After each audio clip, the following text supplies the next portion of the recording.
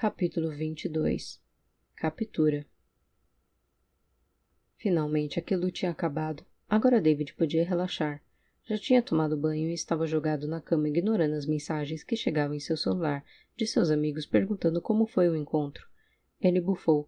Tinha muito que pensar naquele momento. Muito para pensar sobre si mesmo. Fazia muito tempo que estava ignorando essa parte da sua vida. Essa parte dos seus sentimentos. David odiava decepcionar a família. Sentia que a vida toda estava sendo condicionado a ser o filho perfeito.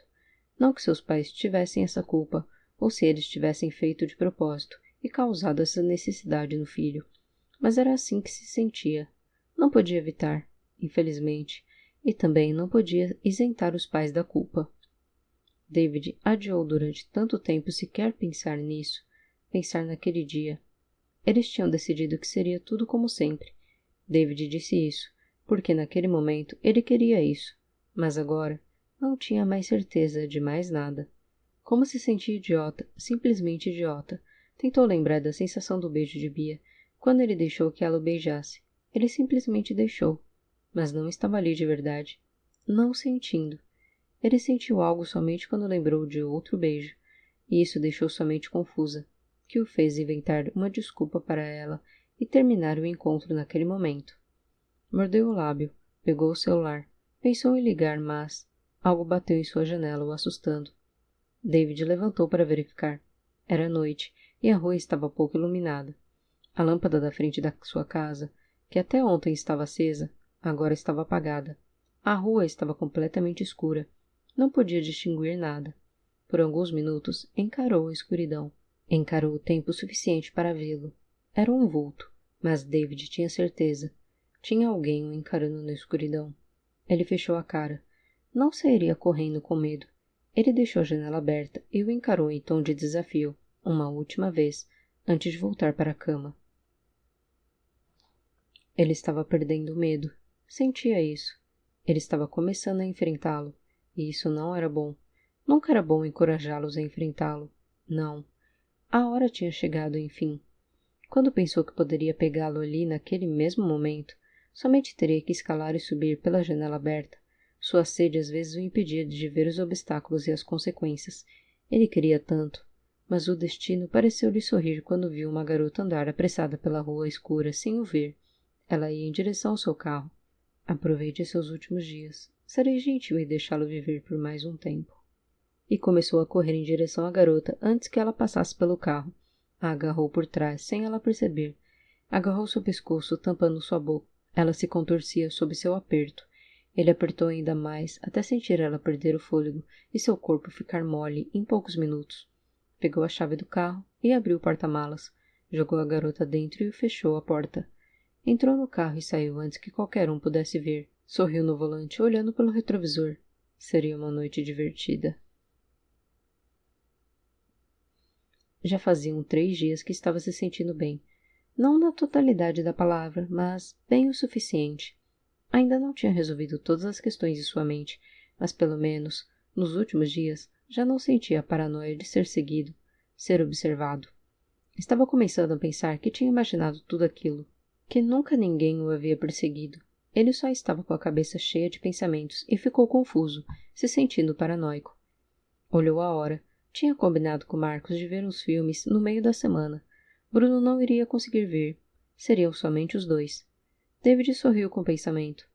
Pulando da cama, havia esquecido de comprar algo para comerem.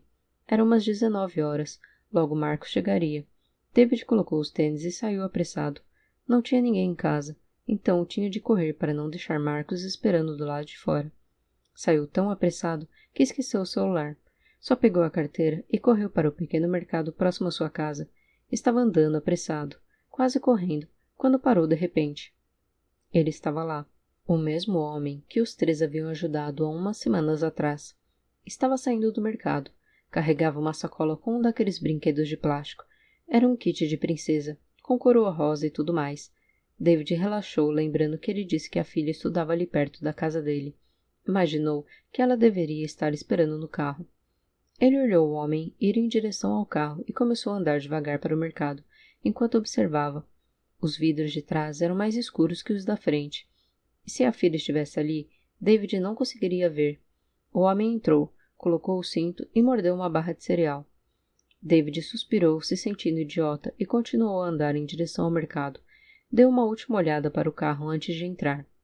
O homem parecia tossir. Estava agarrando a garganta. David deu 2 passos à frente para ver melhor. O homem pareceu sufocar. Estava ficando vermelho. Alarmado, David olhou para o mercado, mas tinha somente uma mulher no caixa e estava longe, e não olhava para ele. Olhou de volta para o homem que sufocava ainda mais. David correu e começou a bater na porta tentando abrir. O homem estava completamente vermelho, parecendo não ter mais ar. Ele bateu no vidro e disse para o homem abrir a porta, mas ele não conseguiu, devido ao sufocamento. David notou então que a porta do passageiro estava com o pino levantado. Correu pela frente do carro, abriu a porta e entrou. Sentou no banco e se aproximou do homem para ajudar. Assim que entrou e ficaram frente a frente, o homem o encarou. Parou de sufocar naquele mesmo instante e o encarou com um sorriso sinistro. O corpo de David gelou instantaneamente. Ele sentiu como se sua alma o abandonasse assim que percebeu o erro. Pelo canto do olho, via as cordas e facas no banco de trás. Tentou se virar para correr e sair dali, mas o homem era tão rápido e forte e o acertou com o cotovelo no queixo. David sentiu vertigem no mesmo instante, perdendo por alguns segundos os sentidos, o suficiente para o homem tampar sua boca e nariz com algo que o fez ficar ainda mais tonto. Não demorou nada até David perder completamente os sentidos. A última percepção que teve, antes de seu cérebro desligar completamente, foi o peso do corpo do homem que se inclinou sobre ele para fechar a porta. O cinto, que sempre fora sinônimo de proteção, agora se tornou um obstáculo para sua fuga, e uma última lágrima escorrer pelo lado direito de sua face.